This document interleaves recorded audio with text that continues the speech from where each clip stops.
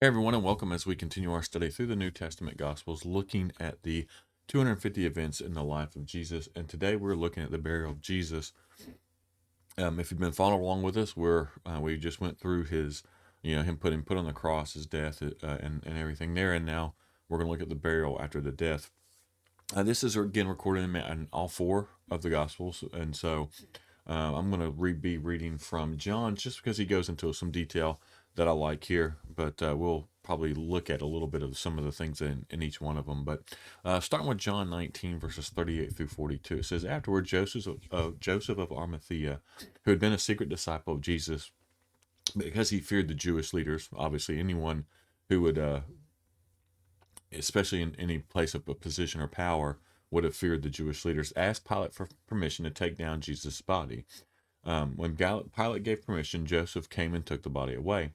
With him came Nicodemus, the man who had come to Jesus at night, which that was in John 3, if you remember way back then.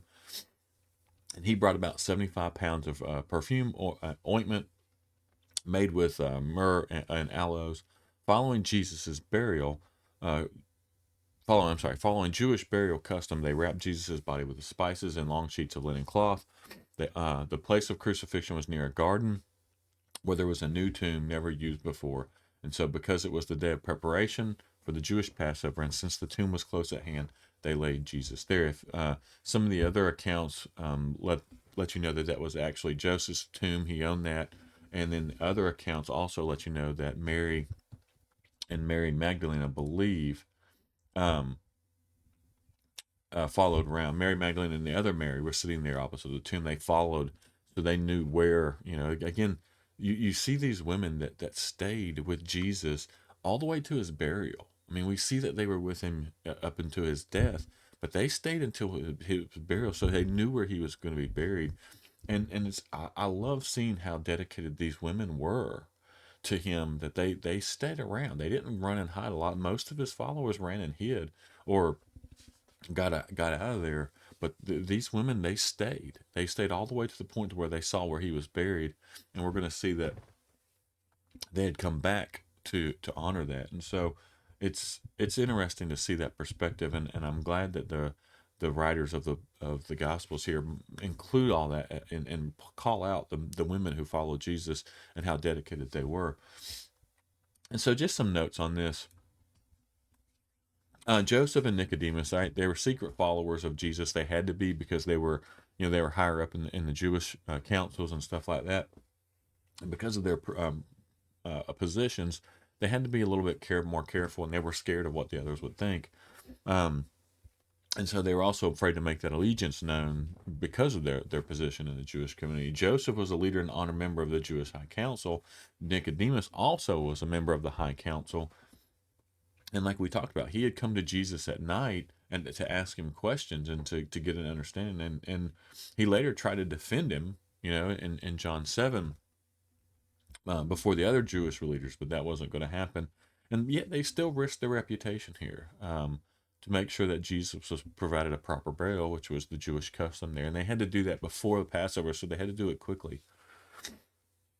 We see the Galilean women follow Jesus to the tomb, and I kind of hit on this already. So and part of that was so they knew exactly where to find Jesus's body when they returned after the Sabbath with their spices and perfume. But I think there was more to it to that. I think that, that was part of it, but they were dedicated, and they were going to see this through to the end. And I love seeing that dedication that they had. We also know that the religious leaders, right? They also watched where Jesus was buried because they knew what Jesus has said. They remembered what he had said, and about his resurrection. And we're going to look a little bit at that more tomorrow, because they're going to station guards by the tomb, because and they're going to seal it with a stone to make sure that no one could steal Jesus' body, because they were afraid someone's going to come steal his body and claim that he risen from the dead like he said he would. And so we see this play out um, as it goes afterwards. But again, this little section here, we got a couple little sections in this week's readings, so a lot of them won't be as long. We'll have some long ones, but a lot of these are just going to be a little short, because the way these they break up into shorter, small stories before his ascension back into heaven. But you know, again, it's good to see there was dedicated people. You would thought, you know, his followers would be the one to bury him, but it ends up being some people who followed him secretly and wanted to make sure that he had a proper burial. And we see again the women and their dedication to him as they, you know, they follow this all the way through.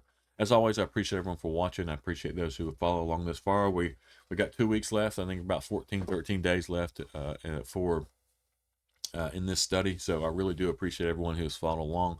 If you haven't subscribed to our channel, go ahead and do so. We're going to keep pushing out videos, publishing videos, and going to different studies as we get done with this one. But as always, I appreciate everyone for watching.